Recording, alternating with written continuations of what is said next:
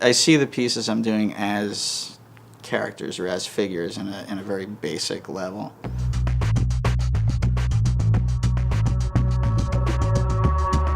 Everything I see I'm trying to fit together somehow and organize some way visually.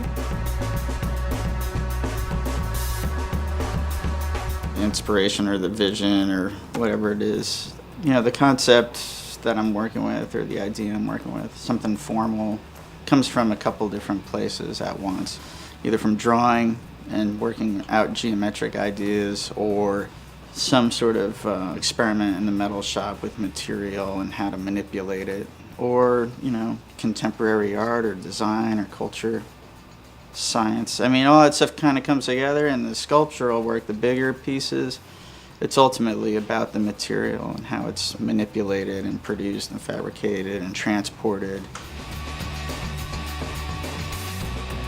The idea of how the piece is made is something that I've had in the back of my mind for a long time. Just the components and shapes and how it's manipulated and put together. I think it's somewhere in between, San Diego and the ocean and, Joshua Tree. There's that kind of, natural, environmental influence on the work. I like San Diego a lot. It's taken me a long time because I'm East Coast and I miss the kind of grit. Installation's it's a lot of coordination.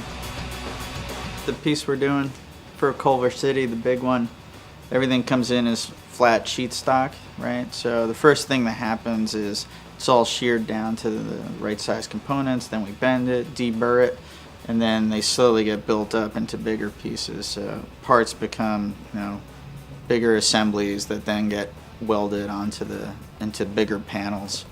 And those bigger panels in turn make the whole piece.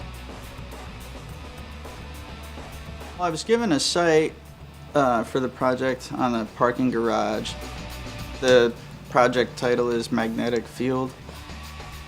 The title of the piece just came from, I guess, the vibe of Culver City, and that there are all these different kind of creative influences that kind of come together, but they're very different in origin.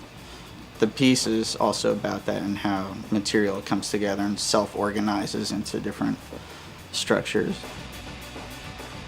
I've been trying to do this for 20 years. It's a long trip. Doing work, you set up limits, you kind of make the environment for it to happen and make your decisions, and then you roll the dice and see where it goes.